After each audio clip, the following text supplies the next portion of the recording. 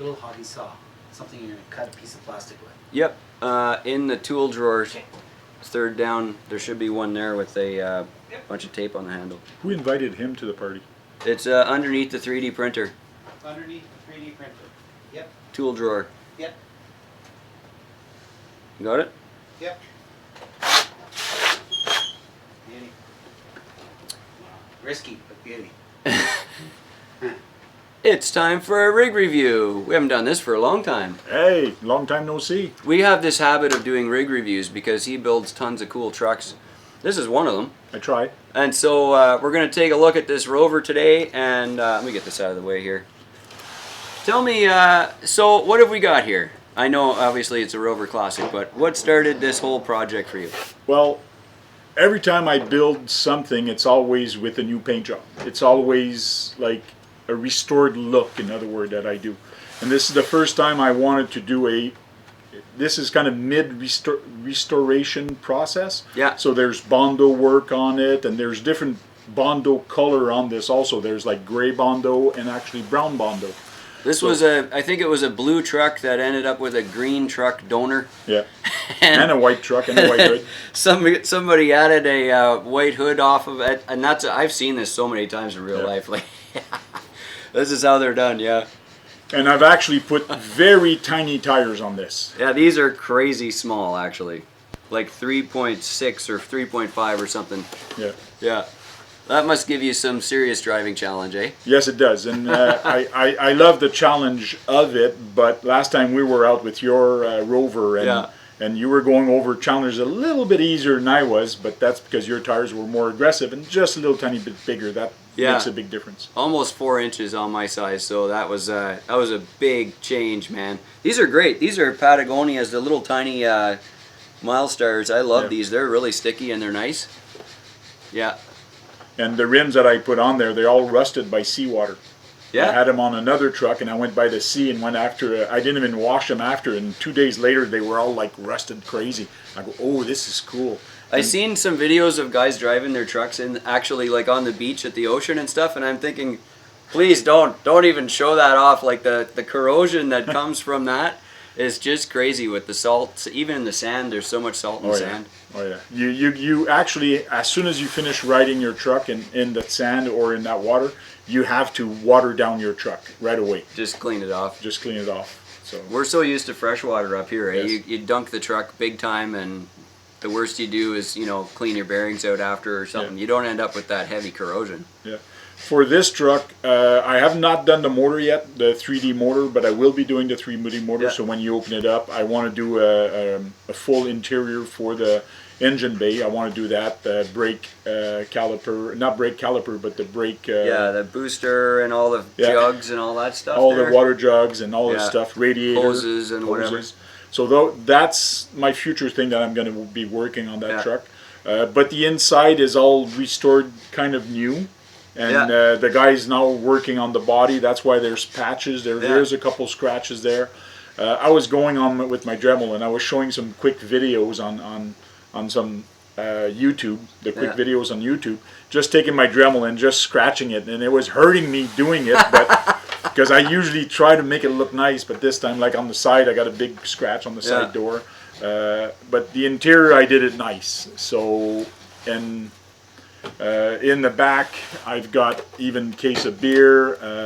I even did kind of metal finish in the back, so it gives you a nice metal finish at the back, which is done with the pencil. The chrome pens or something? The chrome pen, yeah, Molotov. Yeah, I just borrowed one of those from Dan. It's really cool, actually. Yeah, they work very good. Yeah, it's a cool success. I've glued a toolbox in the rear. I got a dog chasing a little hamburger in the front seat. Hey, I'll chase a hamburger. There's hot dogs between the seat. I got a pop beside the console. I got all kind of little items that I found at Michael's. Oh yeah. Michael's is the perfect place to go find stuff like this. You go where the dollhouse place is, the dollhouse items. Yeah. And you can find so many items. Yeah, that's so true. But it adds up very fast. Like my wife go, here, take that. That looks cool. Here, take that. So we were putting all that in the bucket, and when we got to the cashier, the lady goes, $125, please. My wife looks at me and goes, that truck better be good. So yeah. it added up quick. Yeah, it's true though. Canadian prices, just so you know. Yeah. But this truck is very nice. It is very heavy. The body is very heavy. It is, yeah. But the CMAX2 handles it so good. The way the suspension is, it comes back directly like square. When you move it one way and you shake it, it comes back square. When you're on the trails, it handles so good. It's surprisingly how the geometry of this drives, and everybody that sees me driving with it goes, "Wow, that's pretty." It's a pretty capable truck. So yeah, we love these, and I'm running mine on the CMAX original chassis with the radius arms. So we had them both out the same. Here's a video link for that in the description. And it's so much fun to drive these on the trail. The body's so heavy they like squish into the dirt. Yeah. Like they actually make like tracks, you know, in the dirt because the thing is so big and so heavy. What a fun truck to drive. Yeah. I love these. Now another thing I bought for it is the LED kit to put some LEDs in the front and rear. Yeah. But because this is what people call a dollhouse truck, I have to hide all the wires. Yes, so it's not as simple as installing a light kit and you're ready to run. Yeah. Because there's so many things you got to think about, especially I want to do an engine bay. Yeah. So all those wires have to be passed and hidden somewhere. Yeah. That means I got to find somewhere to put the light controller so it's not seen. There's a lot of things that you really got to think about when you're actually doing a scale truck because some of those items are big. Yeah, I know. Some of my favorite hiding spots are in behind the dashboard. Okay. Actually, because typically you don't have access up under the floor. Nobody can see up under the dash, and sometimes there's enough room in there. You can shove the receiver in there and everything, and you can pack a lot of wires up in the back. Another thing I've seen people do is a fake firewall. Yeah. So you actually have the original firewall of that truck, and you just make another fake one in front of it to hide some of the stuff. Some of the extras. Yeah. I put all my wiring underneath the hood rad support on mine. Okay. My speed control, my receiver, all my light controllers, everything is all in a big row besides the radiator. So the whole thing is under the hood. There's no wires in the back at all. I didn't put any tail lights in mine. Okay. I just put the front ones, and then all the wiring's right in the front. So I cheated, I guess, but. Yeah, I am going to put the kit in there with the signal light because basically this is a truck that you would take to go to the groceries with, in other words. It's not just a trail truck. Yeah. So I'll have everything on that done, but it's time consuming, but slowly but surely I'll just take it off the shelf, I'll do something on it and put it back. Tell me about your license plate and badging here on the back. License plate was done by the guy out east. Man, what was his name again? Crawler Concept. Yes. That's from them? Yeah. Michelle and Rob. Yeah, and the badge is done by True North RC, the TankRC. It's a very small badge. Love that stuff. That was done from him. Yeah. So this one right here in the corner. Yeah. You can see it shine there. Yeah. I love that badge because it's so small and I know. So many people ask me, well, can I get one? Well, wait, I just got 6 done. Like if I and I got lots of trucks, so so I got to get some more done and things like that. It was just a trial to see how it would look like, but it actually looks very good. Yeah, it does look really good. It looks like a dealership badge. Yes. Like where you found the truck in a lot someplace, you know. It's pretty cool. So what do you use for a power system? What's the motor and all that? 10 shock. Oh, that one.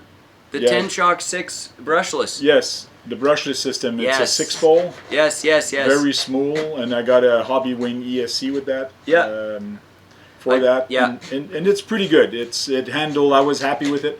I have to fix the ESC, the drag brake.